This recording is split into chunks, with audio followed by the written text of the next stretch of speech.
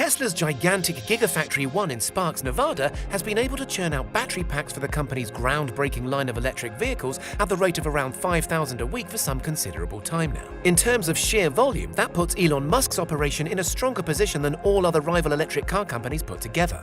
This is an important factor in the company's soaring share price, and by extension, Musk's world-beating bank balance. So how on earth are they accomplishing it? And how much quicker can Elon Musk's groundbreaking firm potentially go? Today, we're donning our hard hats for a look behind the scenes at exactly how Tesla builds batteries so fast. Elon Musk has made no secret of the fact that one of the main stumbling blocks he faces on his way to weaning humanity off the internal combustion engine is the quality and capacity of the batteries his cars use. Making a car run on electricity is easy enough, apparently.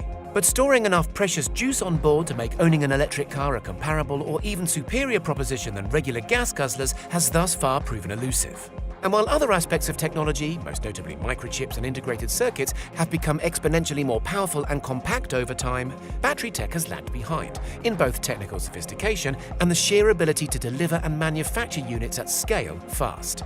One way Elon Musk and Tesla have managed to ramp up battery production is by bringing battery manufacture under the same roof as his other automotive activities.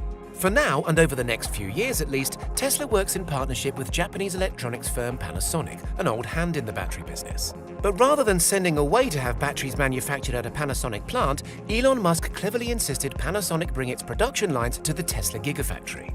This obviously has the benefit of nigh on eliminating stubborn shipping delays, but also, thanks to Musk's not inconsiderable resources, gives the battery design process space to breathe, in quite literally the largest building on planet Earth. Vast apparatus like the cathode press or cathode rollers fit comfortably in the mammoth facility, with plenty of scope to scale up, for instance, the cell aging process. Cell aging, since you ask, is an essential part of the battery cell manufacturing process. When a cell first rolls off the production line, it's entirely useless from a chemical standpoint, until that is a protective layer called the SEI, solid electrolyte interface, is allowed to form around the electrodes. This can take 10 to 12 days, although innovations at the Gigafactory have enabled Panasonic engineers to age cells in place as part of a whole battery and not individually, which is far more efficient and therefore quicker. It's worth emphasizing at this stage that for Elon Musk, factories aren't simply warehouses that happen to be crammed full of whirring machinery. How they operate and function is, in his view, every bit as important as the finished car itself. He said as much to a shareholder meeting 5 years ago. We realized that the true problem, where the greatest potential lies, Musk began, is building the machine that makes the machine. In other words, building the factory. I'm really thinking of the factory as being like a product. Therefore, almost no detail is left to chance.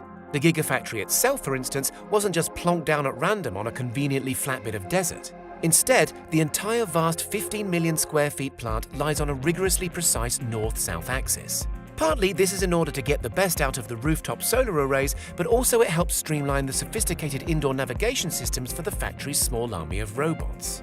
Those robots perform a majority of the car and battery-related manufacturing tasks in the factory. Just as an example, when components need moving from inventory to the production line, robots perform the function more quickly and more reliably than humans, using a combination of smart GPS and magnets embedded in the floor.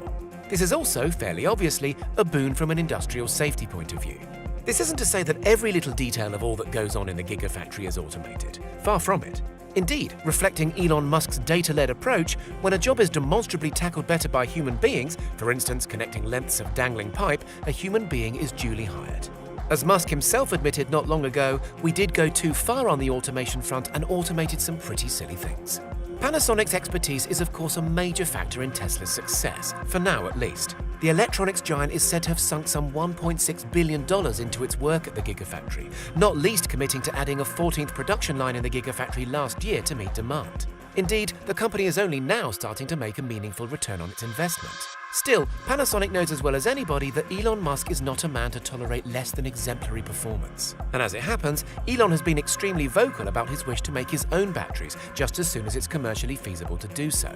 And although back in June, Tesla and Panasonic renewed their commitment to work together until 2023, Elon Musk is openly hiring engineers to begin building batteries in-house at Fremont, California, and at the forthcoming Gigafactory in Berlin. Indeed, Musk issued a veiled threat to Panasonic on Twitter in 2019 by suggesting their work at Gigafactory has lagged. Tesla won't spend money on more capacity until existing lines get closer to 35 gigawatt-hours theoretical, he said, dubbing Panasonic's disappointing work rate as a constraint on the Model 3 and sending shockwaves through the battery world. Musk's willingness to hold Panasonic over a barrel commercially like this has at least enabled him to wring ever greater performance out of the Japanese firm. Through publicly expressing disquiet at the company's supply chain delays and making no secret of his wish to be rid of them, he's inspired Panasonic to develop new, more efficient and quicker techniques for delivering the latest generation of 2170 lithium-ion cells, currently being used in the Tesla Model Y. Denser, more efficient batteries like these, which largely supersede the older 18650 batteries Tesla previously used, is key to Tesla's vision of making electric cars even more efficient, quicker out of the factory, and crucially more affordable over the coming years. Elon Musk's very public, very ambitious claims, like his promise to deliver a $25,000 ticket price Tesla in the next couple of years, certainly serves to keep Panasonic's wits sharp and their production methods lean. As ever a man with his eye on the horizon, Elon Musk also looks forward to an era when rare, ethically problematic materials like lithium, and especially cobalt, can be eliminated from Tesla's manufacturing processes altogether. And in a September announcement, he brashly claimed Tesla is looking to produce 100 gigawatt-hours worth of battery cells reliably by 2022. That's enough for 1.4 million vehicles with or without help from Panasonic. So there you have it. Tesla builds batteries so fast by housing as much of the process as possible under one smart roof and replacing fallible human hands with robotics, but only where appropriate. That and aggressive tactics with commercial partners, plus outrageously ambitious public targets that Elon Musk's deservedly massive ego demands he meets. Also, the coffee at Gigafactory is said to be insanely strong. Does Elon Musk drive his commercial partners and employees too hard in the ruthless pursuit of excellence?